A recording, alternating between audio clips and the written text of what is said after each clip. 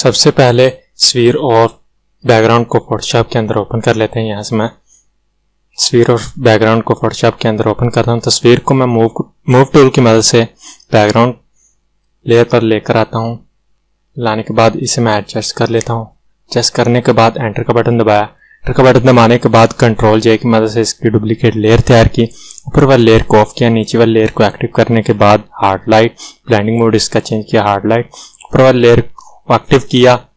Layer mask के icon पर click करने के बाद ब्रश को पकड़ा, फोरग्राउंड कलर को ब्लैक किया और सिंपली इसका सॉफ्ट ब्रश को आपने पकड़ लेना और इसका इस तरह से बैकग्राउंड आपने रिमूव कर लेना। अगर आप ज्यादा कर लेते हैं तो आप फोरग्राउंड कलर को चेंज करके वाइट करके आप इसे एडजस्ट कर सकते हैं।